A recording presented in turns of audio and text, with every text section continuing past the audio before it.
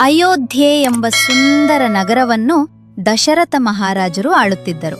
ಅವರಿಗೆ 3 ರಾಣಿಯರು, ಕೌಸಲ್ಯೆ, ಕೈಕೇಯಿ ಮತ್ತು ಸುಮಿತ್ರೆ. ಆದರೆ ಅವರಿಗೆ ಬಹಳ ವರ್ಷಗಳವರೆಗೆ ಸಂತಾನ ಇರಲಿಲ್ಲ. ಆದ್ದರಿಂದ ಅವರು ಪುತ್ರ ಕಾಮೇಷ್ಠಿ ಯಾಗವನ್ನು ನೆರವೇರಿಸಿದರು. ಯಾಗದ ಫಲವಾಗಿ 4 ಪುತ್ರರು ಜನಿಸಿದರು. ರಾಮನು ಬಾಲ್ಯದಿಂದಲೇ ಸತ್ಯವಂತ, ಧೈರ್ಯಶಾಲಿ ಮತ್ತು ಧರ್ಮನಿಷ್ಠನಾಗಿದ್ದನು.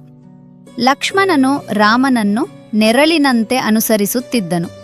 4 ರಾಜಕುಮಾರರು ಗುರು ವಸಿಷ್ಠರ ಆಶ್ರಮದಲ್ಲಿ ವಿದ್ಯಾಭ್ಯಾಸ ಮಾಡಿ ಶಸ್ತ್ರವಿದ್ಯೆ ಹಾಗೂ ಧರ್ಮವನ್ನು ಕಲಿತರು. ಒಂದು ದಿನ ಮಹರ್ಷಿ ವಿಶ್ವಾಮಿತ್ರರು ಅಯೋಧ್ಯೆಗೆ ಬಂದು ತಮ್ಮ ಯಜ್ಞಕ್ಕೆ ತೊಂದರೆ ನೀಡುತ್ತಿದ್ದ ರಾಕ್ಷಸರನ್ನು ಸಂಹರಿಸಲು ರಾಮ ಮತ್ತು ಲಕ್ಷ್ಮಣರನ್ನು ತಮ್ಮೊಂದಿಗೆ ಕರೆದೊಯ್ಯುವಂತೆ ದಶರಥರನ್ನು ವಿನಂತಿಸಿದರು. ಮೊದಲಿಗೆ ರಾಜನು ಹಿಂಜರಿದರೂ ಗುರು ವಸಿಷ್ಠರ ಸಲಹೆಯಂತೆ ರಾಮ ಮತ್ತು ಲಕ್ಷ್ಮಣರು ವಿಶ್ವಾಮಿತ್ರರೊಂದಿಗೆ ಹೊರಟರು. ಅರಣ್ಯದಲ್ಲಿ ರಾಮನು ತಾಟಕೆ ಎಂಬ ರಾಕ್ಷಸಿಯನ್ನು ಸಂಹರಿಸಿದನು. ನಂತರ ಸುಬಾಹುವನ್ನು ಕೊಂದು ಮಾರೀಚನನ್ನು ದೂರ ಸಮುದ್ರದ ಕಡೆಗೆ ಎಸೆದನು. ವಿಶ್ವಾಮಿತ್ರರು ರಾಮನ ಪರಾಕ್ರಮವನ್ನು ಮೆಚ್ಚಿ ಅನೇಕ ದಿವ್ಯಾಸ್ತ್ರಗಳನ್ನು ಉಪದೇಶಿಸಿದರು. ನಂತರ ಅವರು ಮಿಥಿಲಾ ನಗರಕ್ಕೆ ತಲುಪಿದರು. ಅಲ್ಲಿ ರಾಜ ಜನಕನು ತನ್ನ ಪುತ್ರಿ ಸೀತೆಯ ಸ್ವಯಂವರವನ್ನು ಏರ್ಪಡಿಸಿದ್ದನು. ಶಿವನ ಮಹಾಧನುಸ್ಸನ್ನು ಎತ್ತಿ ಬಗ್ಗಿಸಿದವನೇ ಸೀತೆಯನ್ನು ವರಿಸಬೇಕೆಂಬ ಷರತ್ತು ಇತ್ತು. ಅನೇಕ ರಾಜರು ಪ್ರಯತ್ನಿಸಿ ವಿಫಲರಾದರು. ಆಗ ರಾಮನು ವಿನಯದಿಂದ ಮುಂದೆ ಬಂದು ಶಿವಧನುಸ್ಸನ್ನು ಎತ್ತಿ ಬಗ್ಗಿಸುವಾಗ ಅದು ಭಾರೀ ಶಬ್ದದೊಂದಿಗೆ ಮುರಿದು ಹೋಯಿತು. ಸಭೆಯೆಲ್ಲ ಆಶ್ಚರ್ಯದಿಂದ ತುಂಬಿತು. ಸೀತೆಯು ಸಂತೋಷದಿಂದ ರಾಮನ ಕಂಠಕ್ಕೆ ಜಯಮಾಲೆಯನ್ನು ಹಾಕಿದಳು. ನಂತರ ಅವರು ಮಿಥಿಲಾ ನಗರಕ್ಕೆ ತಲುಪಿದರು. ಅಲ್ಲಿ ರಾಜ ಜನಕನು ತನ್ನ ಪುತ್ರಿ ಸೀತೆಯ ಸ್ವಯಂವರವನ್ನು ಏರ್ಪಡಿಸಿದ್ದನು. ಶಿವನ ಮಹಾಧನುಸ್ಸನ್ನು ಎತ್ತಿ ಬಗ್ಗಿಸಿದವನೇ ಸೀತೆಯನ್ನು ವರಿಸಬೇಕೆಂಬ ಷರತ್ತು ಇತ್ತು. ಅಯೋಧ್ಯೆಯಿಂದ ದಶರಥರು ಹಾಗೂ ರಾಜಕುಟುಂಬದವರು ಮಿಥಿಲಾಕ್ಕೆ ಬಂದು ಅದ್ಧೂರಿಯಾಗಿ ವಿವಾಹವನ್ನ ನೆರವೇರಿಸಿದರು. ರಾಮ ಸೀತೆ, ಲಕ್ಷ್ಮಣ ಊರ್ಮಿಳೆ, ಭರತ ಮಾಂಡವಿ ಮತ್ತು ಶತ್ರುಘ್ನ ಶ್ರುತಕೀರ್ತಿ ಅವರ ವಿವಾಹಗಳು ನೆರವೇರಿದವು. ವಿವಾಹದ ನಂತರ ಎಲ್ಲರೂ ಅಯೋಧ್ಯೆಗೆ ಮರಳಿದ್ರು. ಪ್ರಜೆಗಳು ರಾಮನನ್ನು ಮುಂದಿನ ರಾಜನಾಗಿ ಕಾಣಲು ಕಾತರರಾಗಿದ್ದರು. ದಶರಥ ಮಹಾರಾಜರು ರಾಮನ ಪಟ್ಟಾಭಿಷೇಕ ಮಾಡಲು ನಿರ್ಧರಿಸಿದರು.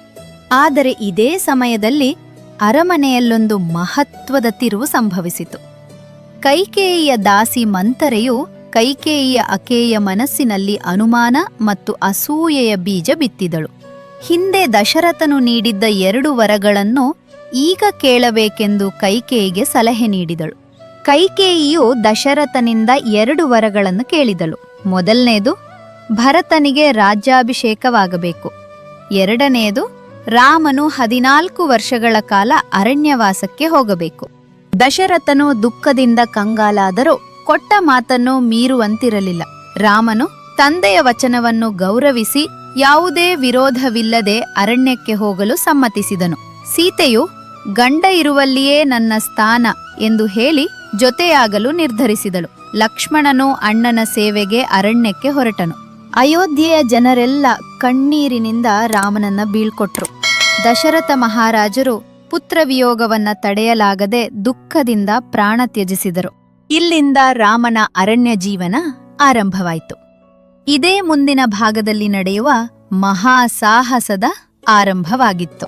ರಾಮ, ಸೀತೆ ಮತ್ತು ಲಕ್ಷ್ಮಣರು ಅಯೋಧ್ಯೆಯನ್ನ ತೊರೆದು ಮೊದಲು ಗಂಗಾ ತೀರಕ್ಕೆ ಬಂದರು. ಅಲ್ಲಿಂದ ಅವರು ಅನೇಕ ಋಷಿಗಳ ಆಶ್ರಮಗಳಿಗೆ ಭೇಟಿ ನೀಡಿ ಅವರ ಆಶೀರ್ವಾದ ಪಡೆದರು. ಕೊನೆಗೆ ಪಂಚವಟಿ ಎಂಬ ಸುಂದರ ಅರಣ್ಯದಲ್ಲಿ ಒಂದು ಸಣ್ಣ ಪರ್ಣಕುಟೀರವನ್ನು ನಿರ್ಮಿಸಿ ವಾಸ ಮಾಡತೊಡಗಿದರು. ಅರಣ್ಯದ ಜೀವನ ಸರಳವಾಗಿದ್ದರೂ ಸಂತೋಷ ಮತ್ತು ಶಾಂತಿಯಿಂದ ಕೂಡಿತ್ತು. ರಾಮನು ಋಷಿಗಳನ್ನು ರಕ್ಷಿಸುತ್ತಿದ್ದನು. ಲಕ್ಷ್ಮಣನು ಅಣ್ಣ ಮತ್ತು ಅತ್ತಿಗೆಯ ಸೇವೆಯಲ್ಲಿ ಸದಾ ನಿರತನಾಗಿದ್ದನು. ಸೀತೆಯು ತನ್ನ ಪ್ರೀತಿ, ತಾಳ್ಮೆ ಮತ್ತು ಧರ್ಮನಿಷ್ಠೆಯಿಂದ ಎಲ್ಲರ ಮನ ಗೆದ್ದಳು. ಒಂದು ದಿನ ರಾವಣನ ತಂಗಿಯಾದ ಶೂರ್ಪಣಖೆ ಪಂಚವಟಿಗೆ ಬಂದಳು. ರಾಮನ ಸೌಂದರ್ಯವನ್ನು ನೋಡಿ ಅವನನ್ನು ವಿವಾಹವಾಗಲು ಬಯಸಿದಳು. ರಾಮನು ತಾನು ಈಗಾಗಲೇ ವಿವಾಹಿತನೆಂದು ತಿಳಿಸಿ ಲಕ್ಷ್ಮಣನ ಕಡೆಗೆ ತಮಾಷೆಯಾಗಿ ಕಳುಹಿಸಿದನು. ಲಕ್ಷ್ಮಣನು ಅವಳ ಮಾತನ್ನು ನಿರಾಕರಿಸಿದನು. ಕೋಪಗೊಂಡ ಶೂರ್ಪಣಖೆ ಸೀತೆಯ ಮೇಲೆ ದಾಳಿ ಮಾಡಲು ಮುಂದಾದಳು. ಆಗ ಲಕ್ಷ್ಮಣನು ಅವಳ ಮೂಗು ಮತ್ತು ಕಿವಿಗಳನ್ನು ಕತ್ತರಿಸಿದನು.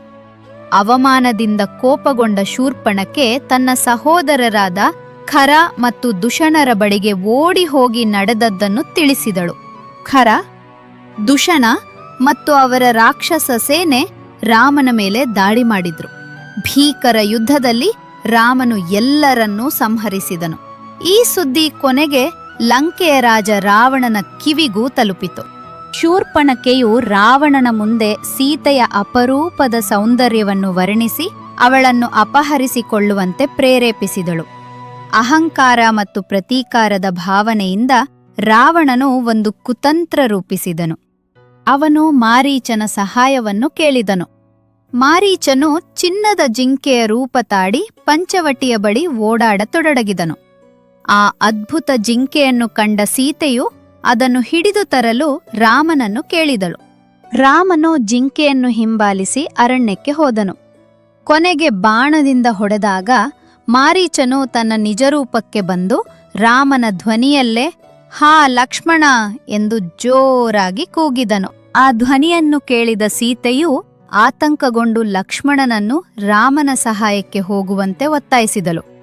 ಲಕ್ಷ್ಮಣನು ರಾಮನಿಗೆ ಏನೂ ಆಗುವುದಿಲ್ಲ ಎಂದು ಹೇಳಿದರೂ ಸೀತೆಯ ಒತ್ತಾಯಕ್ಕೆ ಮಣಿದು ಹೊರಟನು.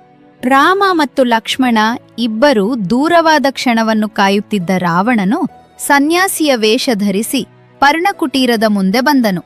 ಸೀತೆಯು ಅತಿಥಿ ಎಂದು ಭಾವಿಸಿ ಅವನಿಗೆ ಗೌರವ ತೋರಿದಳು. ಆಗ ರಾವಣನು ತನ್ನ ನಿಜರೂಪವನ್ನು ತೋರಿಸಿ ಸೀತೆಯನ್ನು ಬಲವಂತವಾಗಿ ತನ್ನ ಪುಷ್ಪಕ ವಿಮಾನದಲ್ಲಿ ಕೂರಿಸಿ ಲಂಕೆಯ ಕಡೆಗೆ ಅಪಹರಿಸಿಕೊಂಡು ಹೋದನು.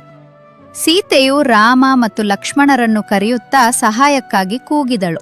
ಆ ಸಮಯದಲ್ಲಿ ವೃದ್ಧ ಗಿಡುಗನಾದ ಜಟಾಯು ರಾವಣನನ್ನು ತಡೆಯಲು ಧೈರ್ಯದಿಂದ ಹೋರಾಡಿದನು. ಆದರೆ ರಾವಣನು ತನ್ನ ಖಡ್ಗದಿಂದ ಜಟಾಯುವಿನ ರೆಕ್ಕೆಗಳನ್ನು ಕತ್ತರಿಸಿ ಅವನನ್ನು ನೆಲಕ್ಕೆ ಬೀಳುವಂತೆ ಮಾಡಿದನು. ಆದರೂ ಜಟಾಯುವಿನ ಸಾಹಸ ಧರ್ಮಕ್ಕಾಗಿ ಮಾಡಿದ ಮಹಾತ್ಯಾಗವಾಗಿ ಉಳಿಯಿತು. ಸ್ವಲ್ಪ ಸಮಯದ ನಂತರ ರಾಮ ಮತ್ತು ಲಕ್ಷ್ಮಣರು ಹಿಂದಿರುಗಿದಾಗ ಸೀತೆ ಕಾಣಿಸಲಿಲ್ಲ. ಅವರು ದುಃಖದಿಂದ ಅರಣ್ಯದೆಲ್ಲೆಡೆ ಹುಡುಕತೊಡಗಿದ್ರು. ದಾರಿಯಲ್ಲಿ ಗಾಯಗೊಂಡಿದ್ದ ಜಟಾಯುವನ್ನು ಕಂಡರು. ಜಟಾಯುವು ರಾವಣನು ಸೀತೆಯನ್ನು ಲಂಕೆಯ ಕಡೆಗೆ ಕೊಂಡೊಯ್ದಿದ್ದಾನೆ ಎಂದು ತಿಳಿಸಿ ಕೊನೆಯುಸಿರೆಳೆದನು. ರಾಮನು ಜಟಾಯುವಿಗೆ ತಂದೆಯಂತೆ ಅಂತ್ಯಕ್ರಿಯೆ ನಾರವೇರಿಸಿ ಸೀತೆಯನ್ನು ಮರಳಿ ಕರೆತರಬೇಕೆಂದು ದೃಢ ಸಂಕಲ್ಪ ಮಾಡಿದನು. ಅಲ್ಲಿಂದ ಅವರ ಮಹಾಸಾಹಸಕ್ಕೆ ಹೊಸ ತಿರುವು ಸಿಕ್ಕಿತು. ಇದೇ ಮುಂದಿನ ಭಾಗದಲ್ಲಿ ಹನುಮಂತನ ಭೇಟಿ, ಸುಗ್ರೀವ